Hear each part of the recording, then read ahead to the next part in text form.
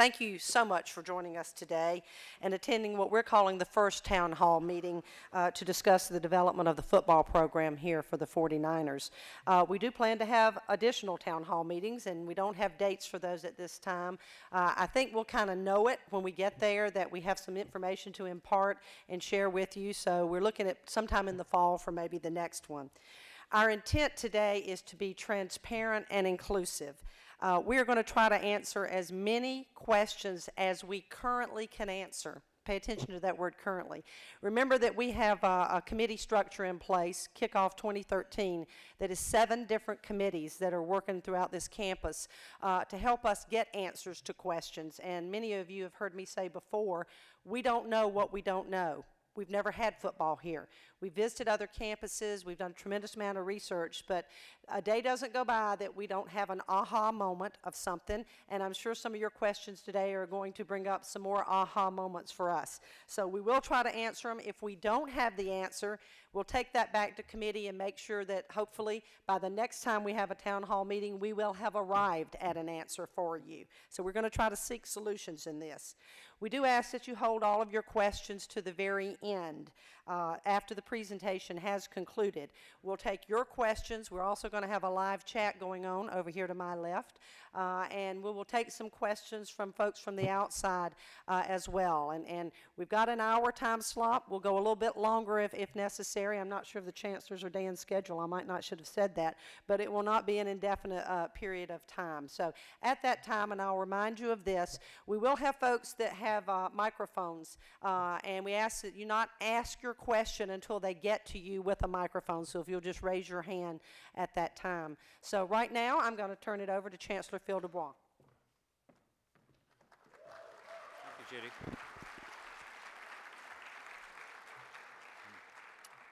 My role in this is going to be principally during the question and answer period, but I do want to thank you for coming out today. We haven't seen a crowd like this since we announced we were cutting the budget, and so it's really good.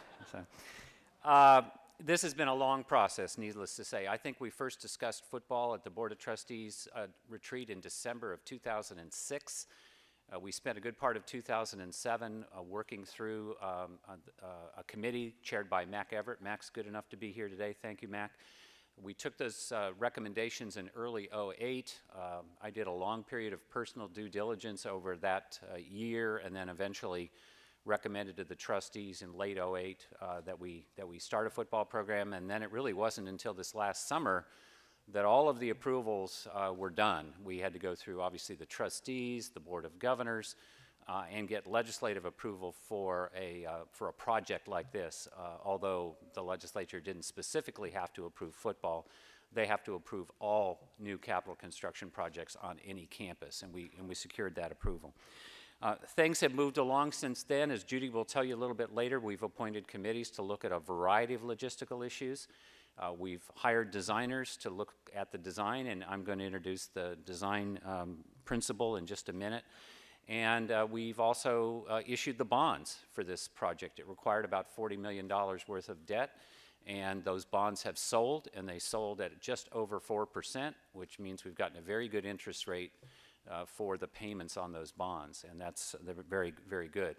We still think the construction environment for this project and others on campus is favorable to us, but the longer we go on, the more challenging perhaps those prices can become as the economy recovers and contractors get more work. We are in the process of replacing recreation fields 8 and 9, which are the ones where the football stadium and field house will be located. That is coming about by a renovation of fields 3, 5, and 6. 3 and 5 are both grass, and I understand 6 will be artificial turf. And then we'll also be opening later this spring the new fields along John Kirk Boulevard, which you may have seen if you've been over in that part of campus. Those are all artificial turf fields. We do plan a groundbreaking, a formal groundbreaking on April the 28th. The campus community is invited to attend. That'll be at 3:30 in the afternoon on the site of the football stadium, which is on recreation fields 8 and 9. It's the same day as a trustee meeting, so we expect most or all of our trustees to be there. and we welcome you to attend as well. We plan some kind of post-groundbreaking tailgating event, I'm told. Yeah, darkness permitting, I guess. So let me introduce now Dan Van Dyke, who's the Senior Associate Principal in charge of this project from Jenkins Pier. We've developed the stadium and the field house complex in collaboration with them and with DLR out of Oberlin Park, Kansas. And we'll turn it over to Dan. He'll do his presentation. You'll have some words then from Judy, and then we'll open it up to questions at that point. So thanks.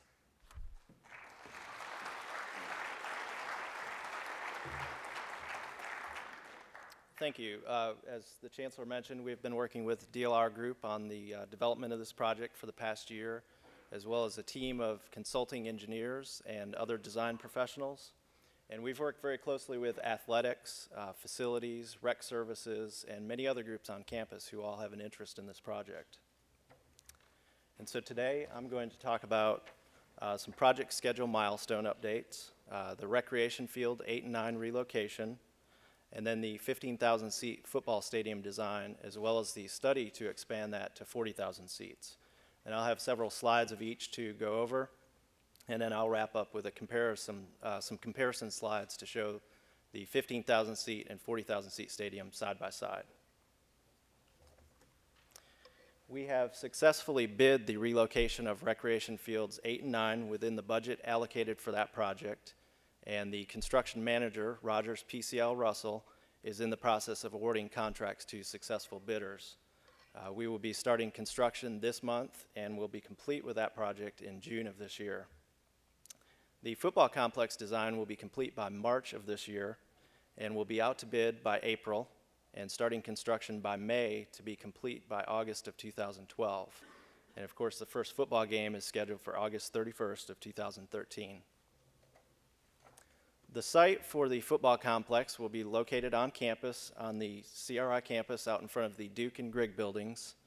And of course, this site is currently being used for recreation fields. And so our first part of this project is to relocate those fields to a different site on campus. The site selected for that is near the Wachovia Fieldhouse, which is right here. There are 3 fields associated with this project. In the upper left-hand corner is Field 6, which will be a synthetic playing surface that can be used for football, softball, soccer, rugby, and lacrosse. In the lower left-hand corner is Field 5, which is a natural grass playing surface that could be used for soccer, softball, and rugby. In the right-hand side of the slide is Field 3, which is also a natural grass playing surface that could be used for soccer and football. As part of this project, we are relocating the existing sports lights around fields 8 and 9 to this new location and supplementing the lighting with new light fixtures as necessary to accommodate this layout. Also part of this project, adjacent to Field 6, is a storage and restroom facility for use by recreation services. This is a rendering of what, looking down on Field 6, what that will look like with the storage and restroom facility adjacent, as well as the existing Wachovia Fieldhouse. So we're very excited with how this project has started, and we look forward to completing it this summer. This is an aerial image of what the new 15,000-seat stadium will look like on the site that is currently the recreation field relocation, or recreation fields. The stadium field will be on axis and centered between the Duke and Grigg buildings, and in the south end zone will be a 2-story field house, approximately 46,000 square feet, with a scoreboard above the field house in the south end zone. The press box is located on the west concourse, centered on the 50-yard line, and there are also on the west concourse are additional our restroom and concession buildings and a ticket booth in the southwest corner. On the east concourse are additional concession and restroom facilities, as well as a kitchen commissary in the northeast corner. As part of this project, we are trying to maintain as much of the existing parking around the loop as possible in the initial phase. We are also installing a service drive on the east side of the stadium that will wrap around the east side and actually ramp down in the southeast corner to access the field level. The playing surface for the stadium field will be a synthetic playing surface that will be 25 feet below the concourse, with all 15,000 seats below the concourse around the east, north, and west sides. There are 5 main entrances to the facility, one at the north end, the west side, the east side, southeast corner, and southwest corner. On the east side of the service drive is a practice facility with a full practice field and an 80-yard practice field, both natural grass playing surfaces, as well as a 2,000 square foot maintenance building and a shelter. And all of that will be fenced in and screened from view. Adjacent to the maintenance building will be a new parking lot that serves the field house. And a part of our charge was to design or study how this stadium could be expanded to 40,000 seats over time without removing any of the existing any of the structures built in the first phase. And that meant sizing those buildings on the concourse and locating them in a manner that we could build above and around them. This next image represents what the 40,000 seat stadium will look like, with the additional 25,000 seats above the concourse on the east and the west sides. Also, a new press box facility installed on the west concourse, rising above the seating on the west side. We're also showing in the north entrance an opportunity for a larger, more monumental entrance, as well as an opportunity for a larger scoreboard above the field house as the stadium grows. The view of the stadium from between the Duke and Grigg buildings, as you're looking, this will be your view as you're looking at the north entrance to the field house in the south end zone. Of course, this is the 15,000 seat stadium with the press box on the west concourse, or the right side of this slide, and the concession and restroom buildings also on the east and the west concourse. As the stadium expands to 40,000 seats over time, this is looking at the larger, more monumental entrance at the north end, as well as the bleachers above the concourse on each side, with the new press box above. As you move through the north entrance, this would be your view standing on the north concourse, of course looking at the field house in the south end zone and the press box, the initial press box on the west concourse. As the stadium grows, you can see how the bleachers are built above the press box from the initial phase, which could be converted into suites at this stage, with a new press box above the bleachers.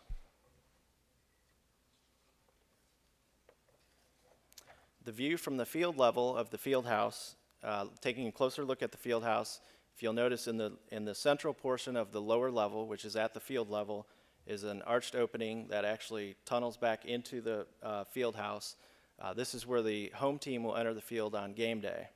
On the left-hand side of this slide will be where the visitors enter the field, and on the right-hand side, officials will enter the field. If you'll notice on the left-hand side of the slide, there's a bridge that spans over the ramp down to the field level. This bridge actually connects to the concourse on the east side and connects to a walkway on the field house where you can actually circulate around the stadium through another bridge on this side of the stadium. And that walkway is 4 feet lower than the hospitality deck, so that people can pass in front of that without blocking views of the hospitality deck. As the stadium grows to 40,000 seats, there's really not a lot that changes in the south end zone. The field house stays relatively the same. You can see bleachers on the west concourse, above the west concourse, and a potentially larger scoreboard above the field house. Looking at the plan view of the lower level of the field house, the bottom portion of the slide is the main campus side of the field house, and at this level is actually below grade. On the upper portion of this slide is the field side of the lower level, with a weight training room on the right-hand side, with an athlete's lounge, as well as a training room, all with windows and views out to the field. In the lower left-hand corner is the home team locker room. Lower right-hand corner is the visitors' locker room. And there are also officials and coaches' locker rooms, as well as support space such as a laundry room and an equipment room. As you move up to the upper level of the field house, again on the bottom portion of this slide is the campus side, and this is the elevation you would actually enter the field house from the main campus side. On the far right-hand side of this image is the academic center for the football program. Directly adjacent to that is a 126-seat tiered classroom that could be used for full team meetings and potentially post-game press conference space. On the right-hand side of this slide are the coaches' offices, including the head coach's office, assistants, coordinators, meeting space, as well as film viewing rooms. In the central core of the upper level, on the main campus side is a lobby area that opens up to, there's an open staircase and an elevator that connect the two levels, and then a hospitality space that opens up to the hospitality deck that I mentioned previously. Directly in front of the hospitality deck is the walkway that connects to the concourse on each side. This is the view of from the hospitality deck. Of course, a great view of the field, the seating bowl, and the press box on the concourse, as well as the existing Grigg building in the background.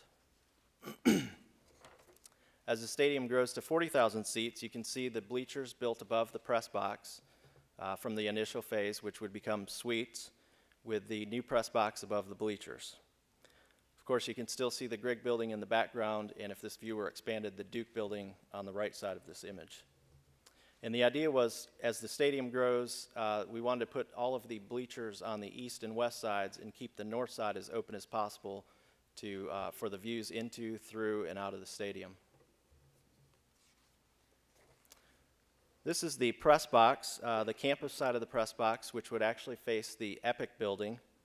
If you were to walk through the series of arches and go to your left or right, you could get to a set of stairs that would take you up to the press box level, which is 7 feet above the concourse. Within the press box, there's a print media space, broadcast media, TV broadcast, scoreboard booths, as well as a security booth, and a university box for seating for 32 people with an adjacent restroom within the press box. The view of the press box from the field shows a much different architectural solution. Of course, as much glass as possible with very limited visual obstruction to the field. And finally, the comparison slides. Each of these images will have the 15,000 seat stadium above the 40,000 seat stadium image. And of course, this is the aerial view to show how the stadium grows over time. The view from between the Duke and Grigg buildings. And as I mentioned previously, the view of the south end zone remains relatively unchanged.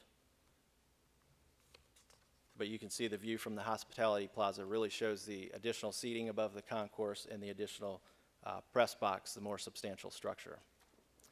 So we're very excited with where we are with this project, and can't wait to break ground very soon and get the project moving.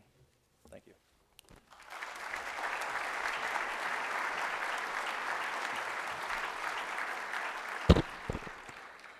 Okay, I want to talk a little bit about the campus committee structure that I mentioned earlier. We're calling it Kickoff 2013. And I told you earlier there's a minimum of 75 folks working on this. And some of those are external, but the majority are on campus, and the majority are outside of the athletic department. These committees were appointed by the chancellor. And you should note also that they're not just working up until the time we have football. They will continue to stay intact. The committee chairs are all just grimacing a little bit up here, but they agreed to that on the front end, as well as when we get into football, because I'm sure there'll still be issues after the start of football that we will need to address. I'm going to ask each committee chair to stand, and as I call their name, Academic Affairs Committee, Dr. Cindy Wolf-Johnson; Student Affairs, Dr. Michelle Howard; Game Logistics, Kim Whitestone. Where's Kim? Back in the back. Okay, Medical, Sports Medicine, Dr. Robert Jones; Business Affairs, Keith Wassam; External Affairs, Beth Fisher; And facility management and capital, Phil Jones and myself are co-chairing that committee. I can't thank them enough for the work that they have done with their leadership already, in addition to the folks that are serving on those committees. Really, the campus feedback that we are gathering, we're using the following methods to gather that feedback. We have committees that have met with a number of student groups so far, and Student Government Association, the Student Senate of SGA, Graduate and Professional Development, and we will continue to reach out to other student groups as issues arise during this. We have a student ticketing committee, and it's just getting started. And actually, John George, our ticket manager, is one that is dealing with that right now with that group. And they've already had one meeting. If you are interested in serving on that committee and would like to give some input, all you have to do is send an email to niner@uncc.edu. And we welcome any and everyone to serve on that committee.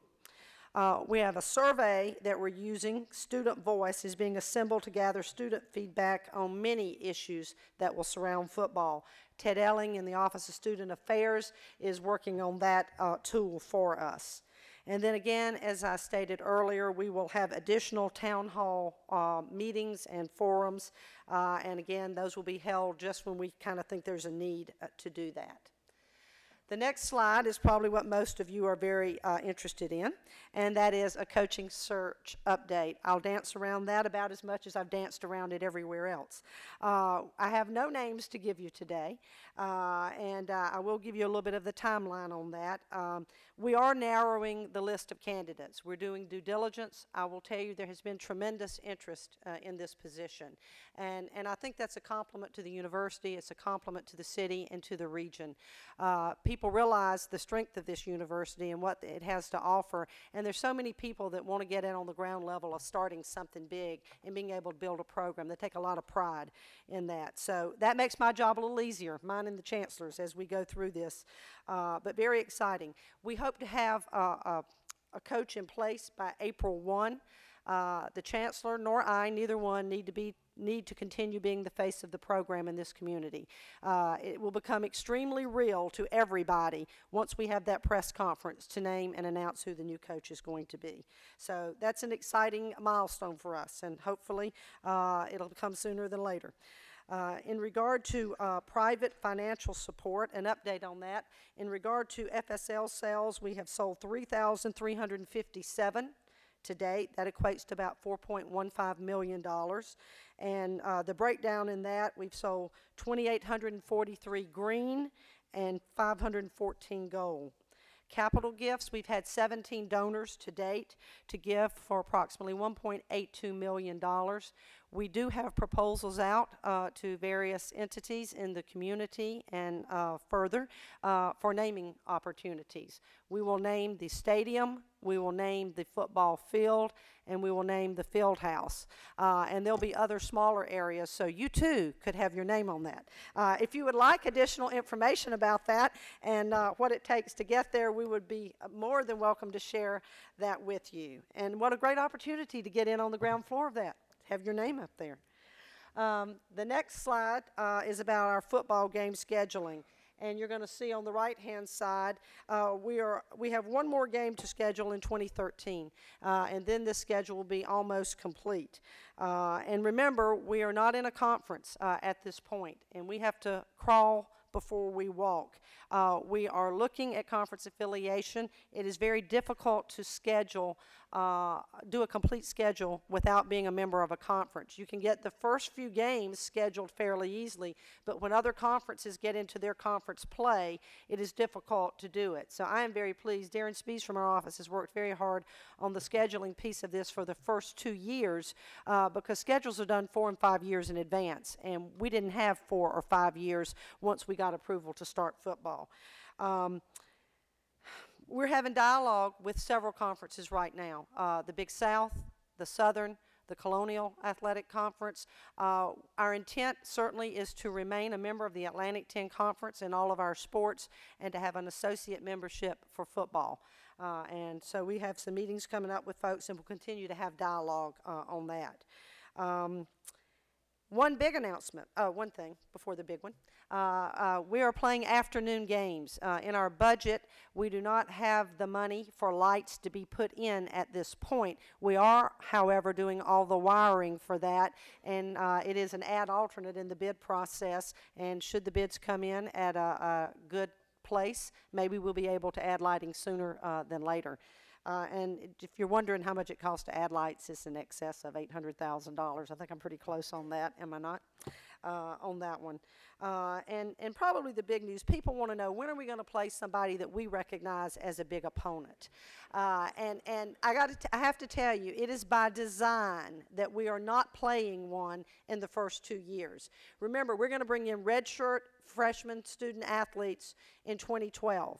We'll bring back in the second class freshman student athletes in 2013, and that's when we play our first ball game. We do not want to put our freshmen and redshirt student athletes up against seniors and fifth-year football players from other institutions. So we have held off intentionally not playing one of the big games.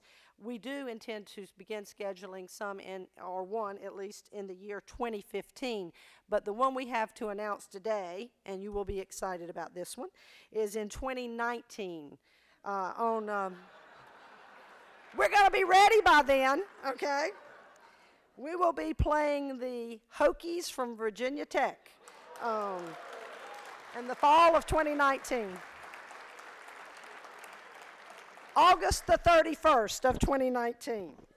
So you better get your FSLs now, because there won't be any left, okay? All right, we'll move along from that one. And gender equity and Title IX compliance. A set of assumptions were made and given to us by the Chancellor and the Feasibility Committee when the decision was made to add football. And one was that we will certainly remain compliant with Title IX. Our first women's sport will be added 3 years after we add football, and that will start in 2016. And we will add up to 2 additional sports each 3-year period after that. We want to make sure we do it right. It's too much to focus to do it all at one time and to add a women's sport the same time that we're trying to add football, and we want to give due diligence to all and let each have their moment in the sun, if you will.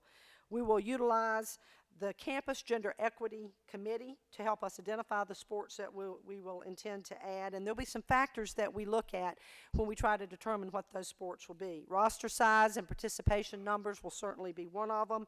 The capital needs and the facility needs for the various sports, and whether the conference we are in at that time sponsors that sport so that we have natural competition in place and the regional competition available as well. And as we move through this game day experience, the amenities that we're going to have as a result of building this brand new stadium, we're going to have permanent concession stands and restrooms. We're going to have hospitality areas and all around tailgating areas. In tailgating, we have, that is a primary focus of the Student Affairs Committee right now. And they're developing policies, and there is student leadership certainly on that committee. We got a report from that committee, our athletic department staff did, in our staff meeting on Tuesday to show exactly where they are in that process. And it is a work in progress right now.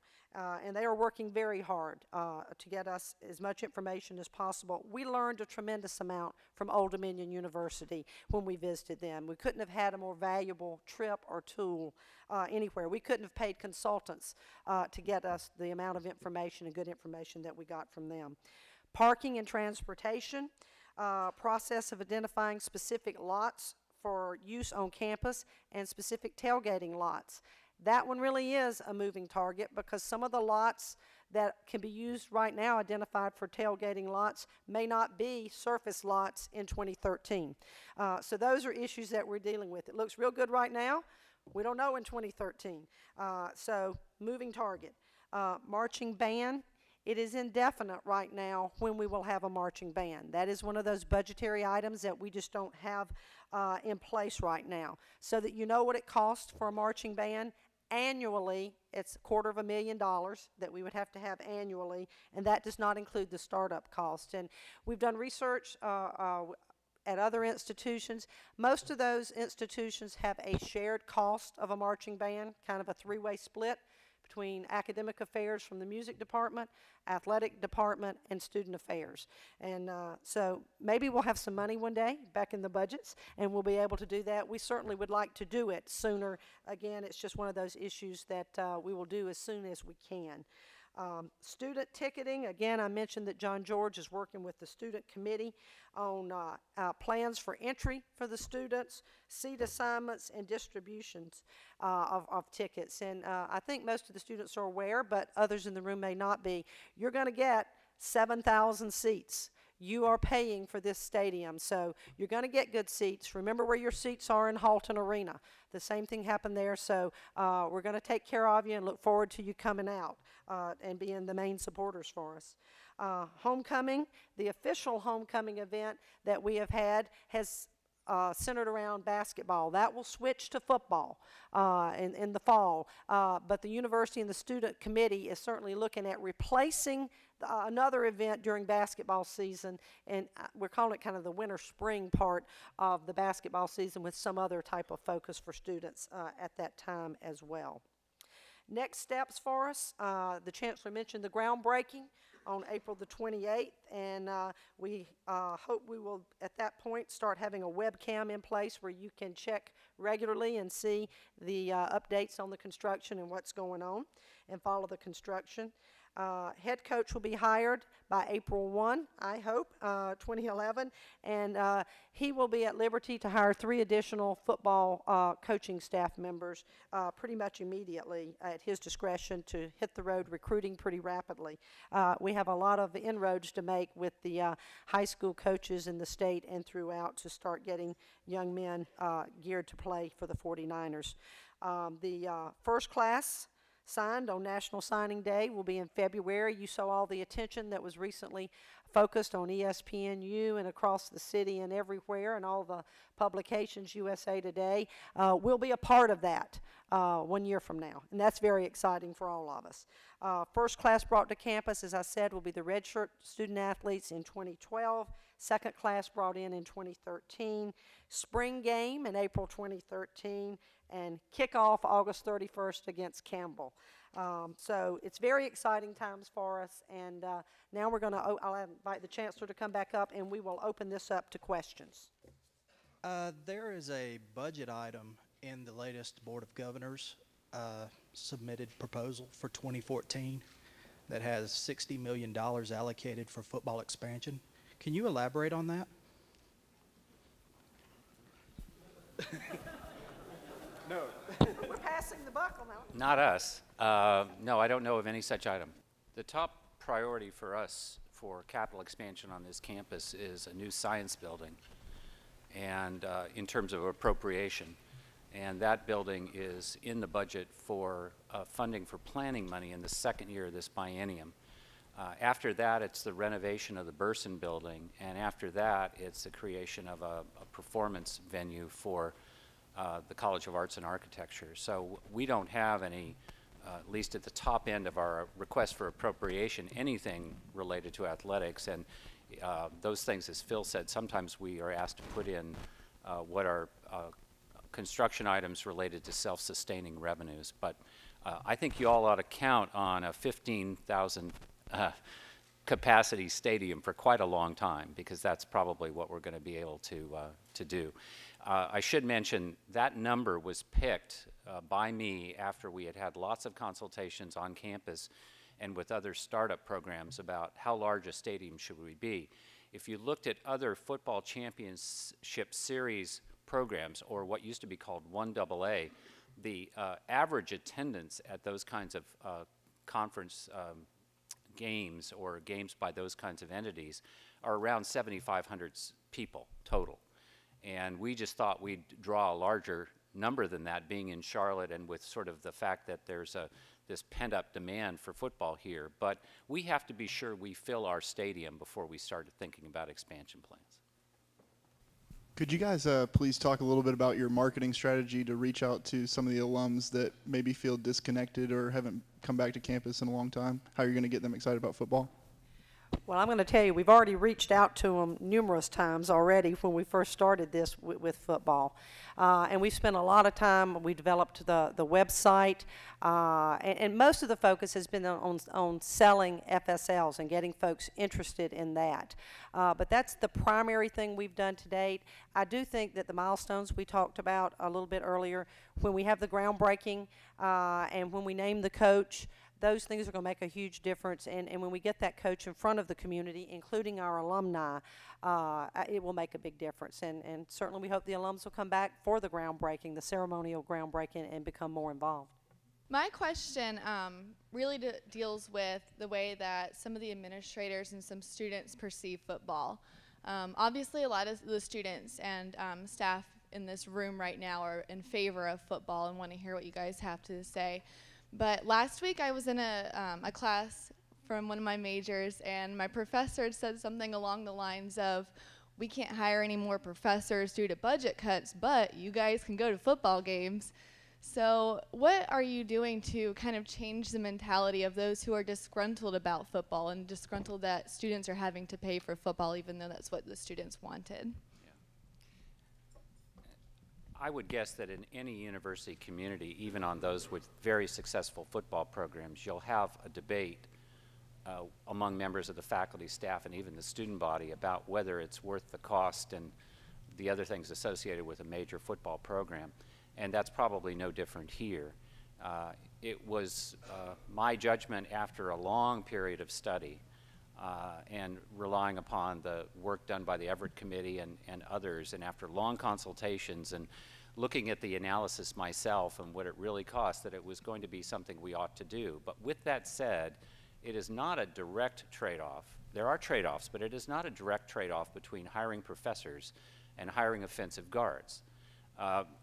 The faculty is paid out of our appropriation and our tuition revenue, and football is paid out of a combination of student fees, private gifts, and private dollars that come through ticket sales and concessions and the like. So there's no question that if you charge students a football fee, whether it's for building the facility or operating it, that it could come at the expense of charging them tuition, which might support your academic mission. But we had those conversations 3 years ago.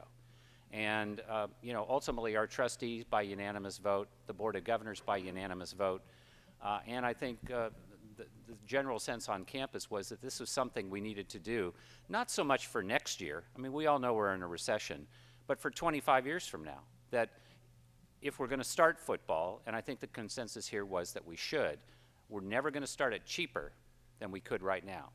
And it would only grow more expensive with time. But with that said, as Judy said, we did budget conservatively. We didn't say we would start a marching band. We didn't say we would try to do all the Title IX things all at once. We've kept the stadium at 15,000, and we'll see if we can fill it, and other things. We're not just leaping ahead on the notion that we're going to be able to play the Virginia Tech team every single week. And I think Judy's sense about this is the right sense. We're going to crawl before we walk. We're going to walk before we run, and we'll see what kind of fan and other support we can develop for that. There's no question that this budget recession is going to hit the academic, the student services, and the administration of this institution hard, but that would be true even if we didn't have football. This is from the live chat here online at charlotte49ers.com. The question comes from Matthew. How will the tailgating experience be based, considering all the parking decks that are around the campus?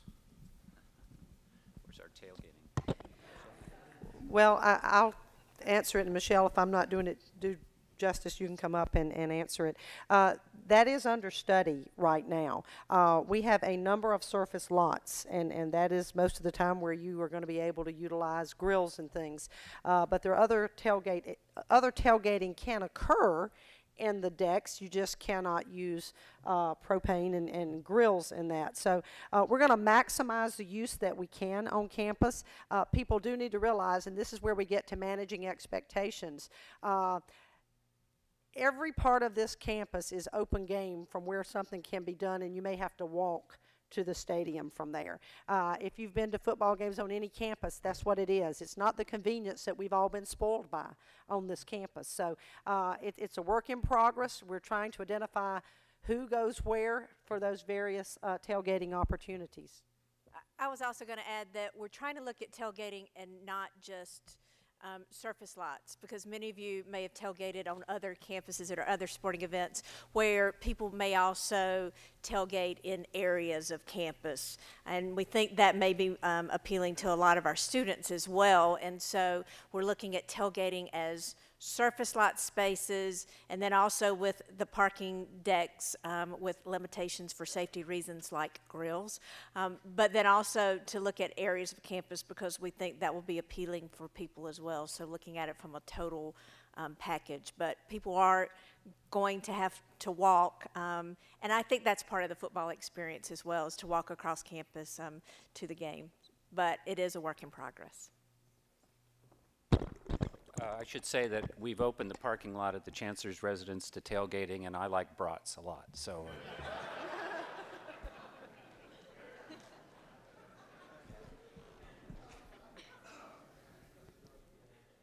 This question is really kind of predicated on the concept that moving to FBS is still, long in the distance, and we don't really know when that is. But I was kind of wondering about the 15,000 seat stadium. Is that a hard cap at exactly 15,000 seats, or is that still kind of an estimation as to what it will be when it's all said and done? The reason I ask is, if the eventual plan is to move up to FBS, if I'm not mistaken, the minimum average attendance has to be 15,600, I believe. So we would be like 600 seats short or something. Yeah, the NCAA formula on attendance is 15,000, and I think it's a rolling 2-year average, rolling 3-year average. But I was going to have Dan pull up the picture of the stadium with the north end zone, because by the time we get to FBS, I believe, I will have been buried there for many years. I know what people are excited about it, and we want to go ahead and move in that direction, but we need to build this program and make sure it's solid as we go along. So we're not going to worry. I've been concerned that we will have such a student demand that we may not have a sufficient number of seats to accommodate all the students. And that's just one of those things where when we designed the stadium, we tried to use the experience of other institutions to say, how many of your students, what proportion of your students typically show up for these games? And so that's how we came up with this, where we are. We believe we could add 5,000 seats in temporary seating without going to the 40,000 seat plan if we needed to.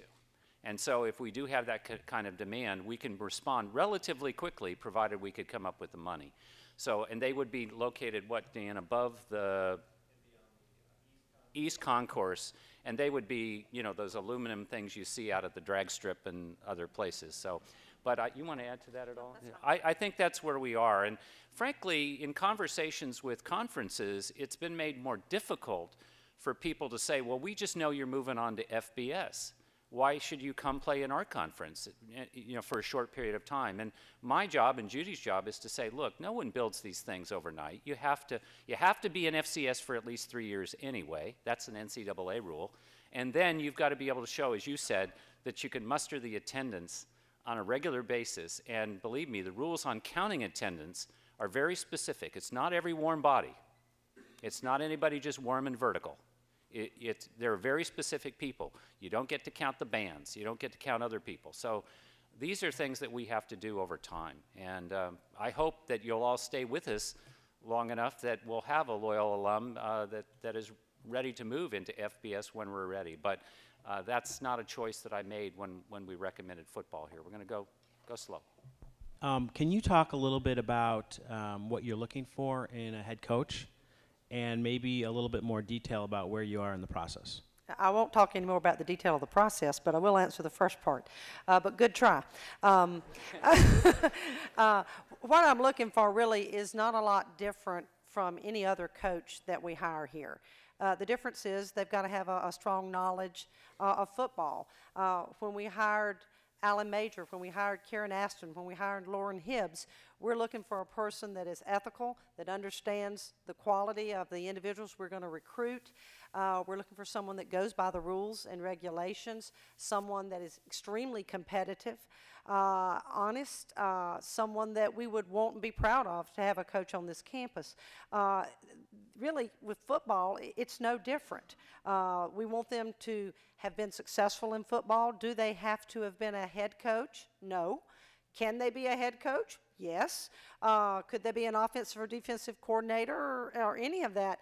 Absolutely. But we're looking for someone that's going to be a fit and understand that when you start a program, we've got to have someone with patience, because you're taking somebody out of a working job that's been competing year after year to coming on board and waiting a year and a half before they ever compete, and putting together a team of coaches that are also going to be willing to have that patience. And so we want it all, I'll be honest with you, and we're going to hire the very best person that we can that we think fits in this community as well as for our campus. This question comes from Dave on the online live chat. After the successful trip to Old Dominion, what were some of the things you didn't know that you do know now? We took all of our chair people on that trip. There were 13 of us that made the trip. And we met with our counterparts at Old Dominion. And then we met back collectively, and we tried to say what was one big takeaway from each area. And I'll tell you the takeaway from my area with the athletic director. There were two takeaways. One was don't underestimate that football will expose every weakness on your campus. And we said, what exactly do you mean by that? They're like, okay, these committees that we have in place right now trying to figure out what we're going to do with tailgating, if we did not have these committees in place and we all of a sudden have 15,000 people on this campus for our first ball game, and we didn't have people looking at traffic and parking and what we're going to do, or if concessions and merchandising is not in place or it's not a good experience, that's not just a reflection on the athletic program. That's a reflection on our campus. So that is why when the chancellor and I talked, this committee structure is not just athletics. This is not an athletic initiative. It is a university initiative to add football.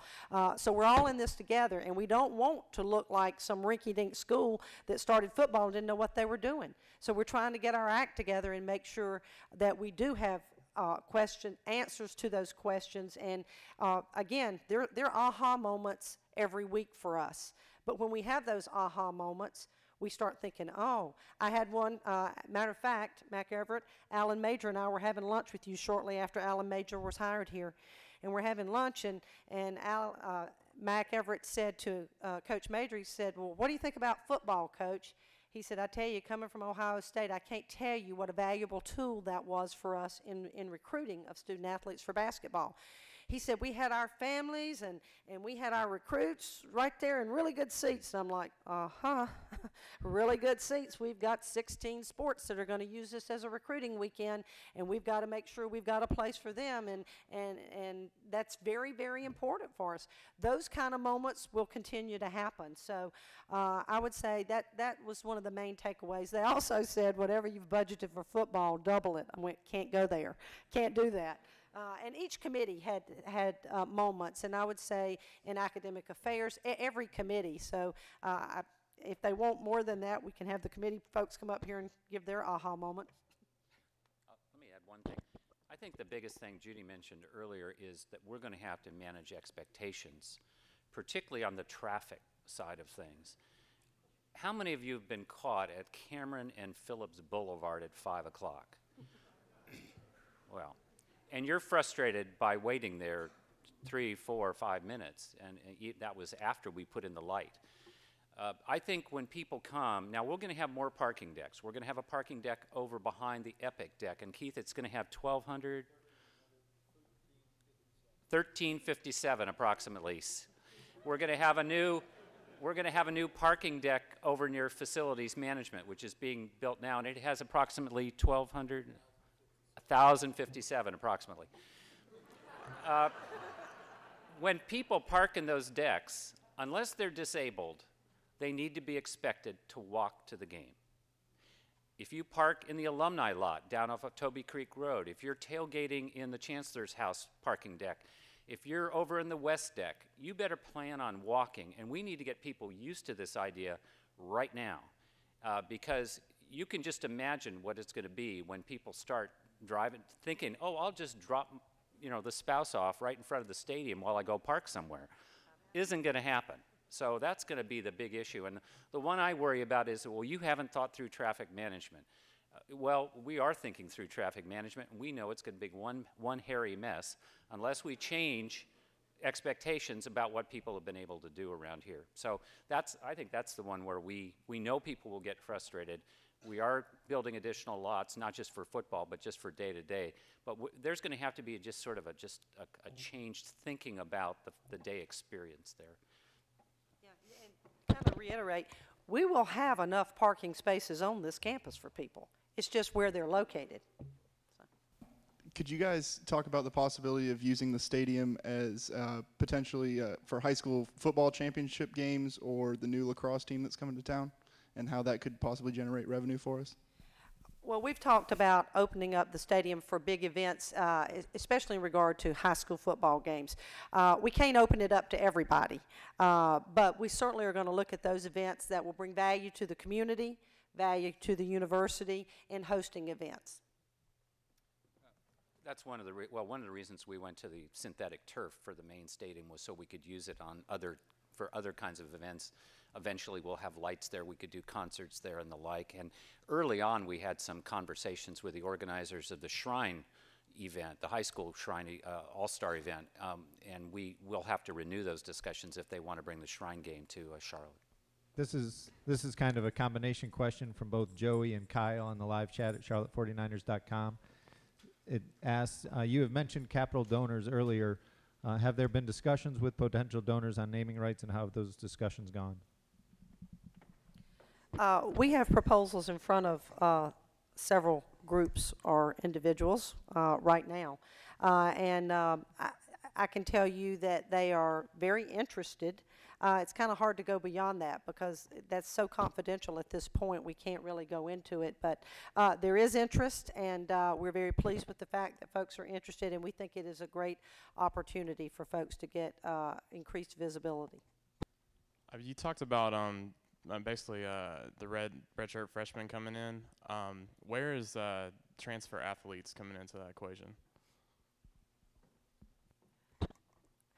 We're going to allow the coach to deal with the number of transfers he wants versus the number of freshman redshirt student athletes. And generally in that first year, they're probably not going to take more than 18 or so, because you've got to be real careful, because with the startup program, you don't want to have all your players brought in the first 2 years, then you're starting all over again. It's got to be spread out over. So there'll be a number of walk-ons included as well, but I'm sure there will be tremendous interest, and we already are getting some right now from people that want to transfer in here. So it'll be a combination. When I say redshirt class, there will also be, I don't know that we'd get anybody transfer in here until 2013 because they're going to want to compete pretty rapidly.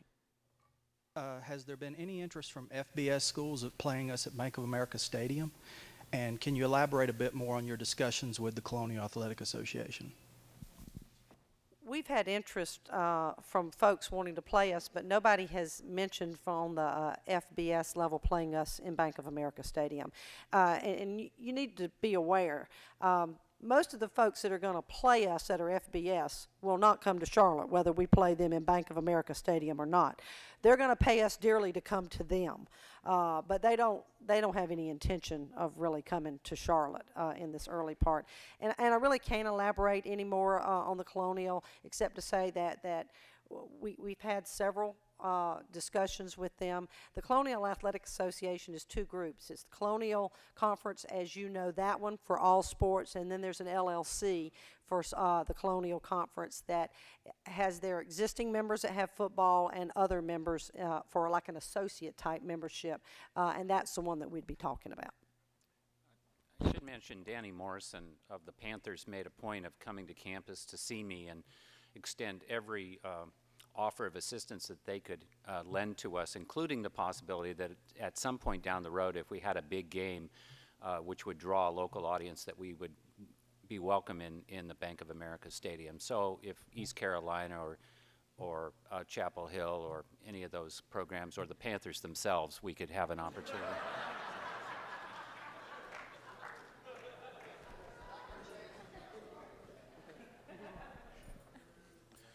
How many scholarships total will be offered through the school?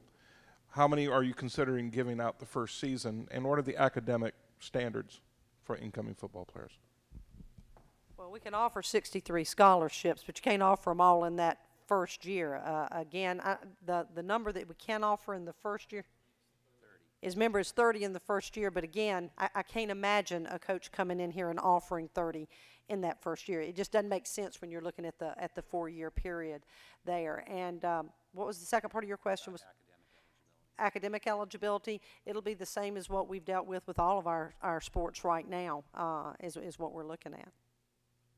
Now this question comes from Matt. He's wondering, has consideration of light rail been taken into account with in terms of public transportation?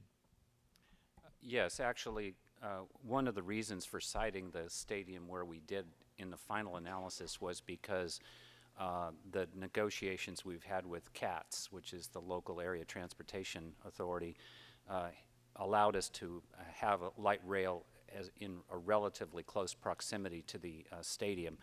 Light rail will come up Highway 29, which is North Tryon Street. It will stop once at J.W. Clay Boulevard, which is right near the hospital. It'll then come up past our two buildings, or the bioinformatics building that is currently located on Tryon. It'll make a right turn onto campus and come over and stop right next to Laurel Hall, which is part of the Laurel Lynch complex, and the other building that's being built there right now, Phase 9 and eventually Phase 10. From that point, people would be able to walk to the stadium quite easily or to a tailgating area. It's also looking like the University of North Carolina at Charlotte will be the terminal stop for the light rail line, and so we have been negotiating with CATS over how to make that happen. But basically the trains will turn around on campus and then head back downtown and into the south area. So this will be great in terms of relieving some of the parking congestion, at least starting in about 2016, which is when they think would be the first opportunity to run light rail onto campus if they can get everything lined up from a financing perspective. So we're looking forward to that, and I think for a lot of fans who otherwise would be concerned about trying to negotiate 77 and 85 or 485, they could come here on light rail, and that's all been factored in. And anybody we can get to come some other way other than in an automobile, we will be in favor of. Tell them the new name for it, the green one.